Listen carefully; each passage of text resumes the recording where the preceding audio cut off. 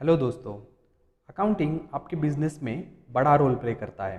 Accounting सही तो business सही, और अकाउंटिंग का सही होना आपके डेटा एंट्री पे डिपेंड करता है। इसलिए डेटा एंट्री एक्यूरेट होना बहुत ज़रूरी है। और आप तो जानते ही हो डेटा एंट्री करना कितना थका देने वाला काम है, खासकर अगर वो बैंकिंग ट्रांजैक्शन हो तो। नॉर्मली बैंकिंग ट्रांजैक्शन को टैली में लाने के लिए हम एक्सेल सीट से या पीडीएफ से या हार्ड कॉपी से एक एक एंट्री देखकर उसे टैली में मैन्युअली एंटर करते हैं। इसमें बहुत सारा टाइम वेस्ट होता है। तो आज हम देखेंगे कि बैंकिंग ट्रांजैक्शन की सारी एंट्रीज टैली में ऑटोमेटिकली कैसे ली जाती है, वो भी कुछ ही सेकंड्स में। तो सबसे पहले स्टेप है एक्सेल टेम्पलेट बनाना। उसके बाद में जो हमने कस्टमाइजेशन या टीडीएल बनाया है उसको एक्टिवेट करना।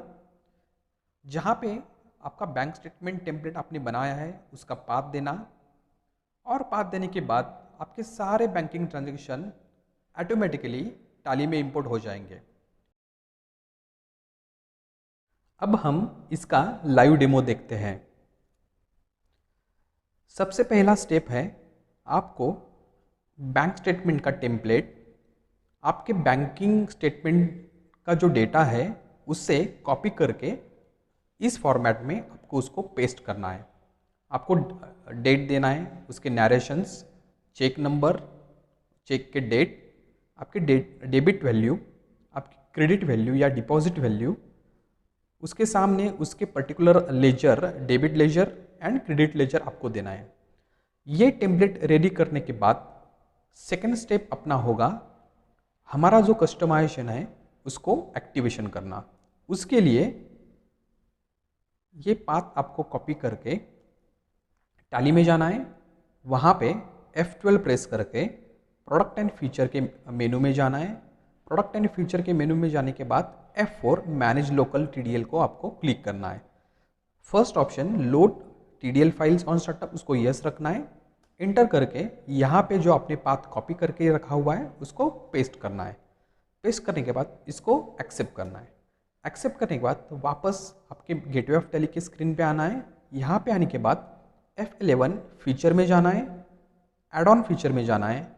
यहाँ पे हमने एक मेनू दिया हुआ है enable bank statement import module, इसको यस करना है। ये यस करने के बाद वापस आपको गेटवे ऑफ टैली पे आना है। यहाँ पे इंपोर्ट ऑफ डेटा में आपको एक नया मेनू ऐड हुआ देखेंगे जो कि डिफ़ॉल्ट टैली में नहीं है। इंपोर्ट ऑफ बैंक स्टेटमेंट में आने के बाद आपको यहाँ पे आपका जो बैंक टेम्पलेट आपने बनाया हुआ है उसका पाथ देना पड़ेगा। तो मैं यहाँ पे जो जहाँ पे हमने बैंक स्टेटमेंट टेम्पलेट बनाया है उसको कॉपी करेंगे पाथ को, और टैली में आके उसको अल्ट कंट्रोल वी से पेस्ट करेंगे।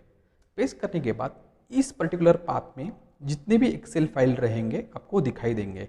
अब आपको जहाँ पे आपने बैंक डिटेल्स दिए हुए हैं उसको उस फाइल को सिलेक्ट करना है। सिलेक्ट करने के बाद यहाँ पे उस फाइल में शीट्स कौन कौन से हैं यहाँ पे दिखाई देंगे। जहाँ पे आपने आपके बैंक ट्रांजैक्शन के टेम्पलेट में दिए हुए हैं उसको एंटर करना है। रिसीट वाउचर टाइप सिलेक्ट करना है, पेमेंट वाउचर टाइप सिलेक्ट करना है, और आपका बैंक अकाउंट यहाँ पे सिलेक्ट करना है। सिलेक्ट करने के बाद इस स्क्रीन को एक्सेप्ट करना है। एक्सेप्ट करने के बाद सबसे पहले आपके लेजर्स अवेलेबल है कि नहीं वो यहाँ पे दिखाई देगा। उसके बाद में receipt entries and payment entries import हो जाएंगे, और कुछ ही सेकंड में आपके पूरे बैंक टेम्पलेट में जो भी ट्रांजैक्शन है वो इंपोर्ट हो जाएंगे। अगर आपके एक्सेल शीट में वो लेजर नहीं है तो यहाँ पे वो ऑटोमेटिकली क्रिएट करेगा अंडर सस्पेंस अकाउंट। तो चलो हम अपने एंट्रीज देखेंगे। डिस्प्ले डे बुक, यहाँ पे आप पीरियड दीजिए।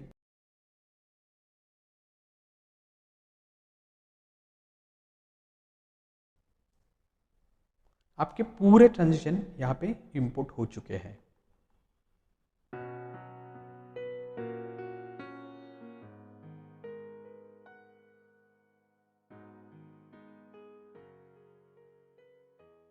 तो आज आपने देखा कि बैंकिंग ट्रांजैक्शन की सारी एंट्रीज कुछ ही सेकंड्स में टैली में कैसे लाया जाता है।